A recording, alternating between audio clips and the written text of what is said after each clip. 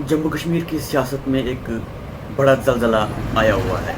श्रीनगर से national conference के member parliament आगा सईद राहुल्ला महदी ने ये ऐलान करके सबको हैरान कर दिया है कि वो चंद माह में पार्लियामेंट लोकसभा से इस्तीफ़ा दे देंगे।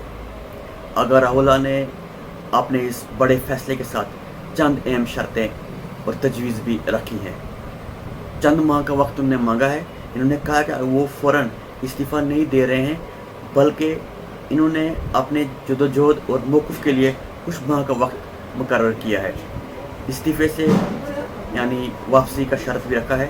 अगर डॉक्टर फ़ारूक अब्दुल्ला साहब इनकी तजवीज़ मान लेते हैं तो वो इस्तीफ़े का फ़ैसला वापस ले सकते हैं। और उन्होंने कुछ शर्तें भी रखी है उमर अब्दुल्ला साहब के लिए। उमर अब्दुल्ला साहब जो है इस्तीफ़ा दें, यानी वज़ीर आला उमर अब्दुल्ला साहब अपने इस कुर्सी से, जो आज वज़ीर आला कुर्सी है उनके पास, उससे हट जाएं और लोकसभा जाकर जो है जम्मू कश्मीर के हकूक़ की लड़ाई लड़ें।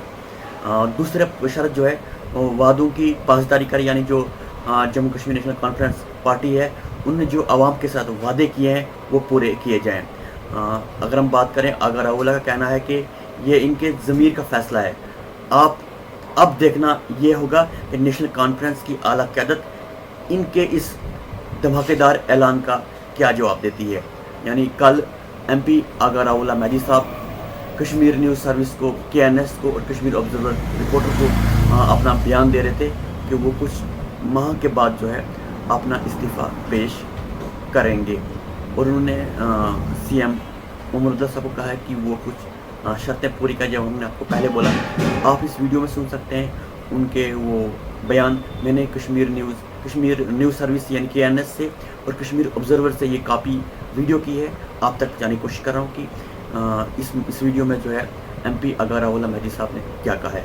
राय को किसी जगह तक तो पहुंचाऊं, उसके बाद ये जो रेजिग्नेशन मुझसे चाहते हैं वो रेजिग्नेशन मैं इनको दे दूं और निकल जाऊं। और मैं साल की भी बात नहीं कर रहा हूं। आज से आप ये अगस्त का महीना चल रहा है, मैं एक साल की भी बात नहीं कर रहा हूँ, चंद महीनों की बात कर रहा हूँ। और मैंने माइंड बनाया वो 2-3 चीजें मैं कर पाऊं और उसके बाद इनके हवाले में ये कर दूंगा। ये जो बकौल इनके ये हमारी टिकट पे MP बनाए, अपने पास रखे, ये अपनी टिकट और ये अपनी MP शिप, बाकी ये देखे। मगर डॉक्टर साहब के जवाब में, चूंकि डॉक्टर साहब की बात अलग है, मैं उनका एहतराम करता हूँ, ये जवाब उन बाकियों के लिए है, मगर ये जो मैं अब जवाब दे रहा हूँ ये डॉक्टर साहब के लिए।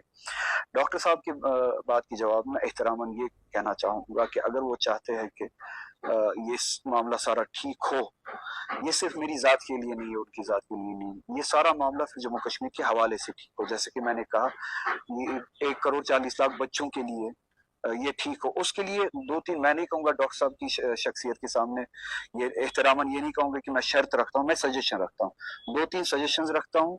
वो 2-3 चीजें करवाए, मैं रेजिग्नेशन के हवाले से रीथिंक करूंगा और पार्टी के साथ उसी तरीके से काम करूंगा जिस तरह से पहले करता था।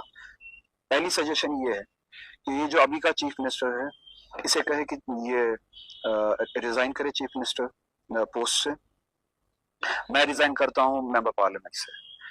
चीफ मिनिस्टर को कहे कि ये डिग्रेडेड रियासत है, आप खुद भी जानते हैं, आप कुछ नहीं कर पा रहे हैं, ठीक है।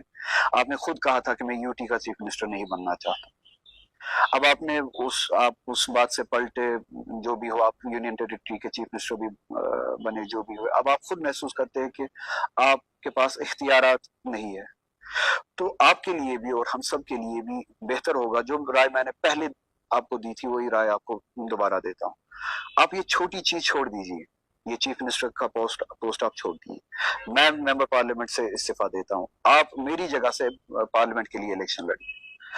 मुझे नहीं, किसी और को अपनी जगह पे, मुझे मेंबर पार्लियामेंट भी नहीं बनना है दोबारा।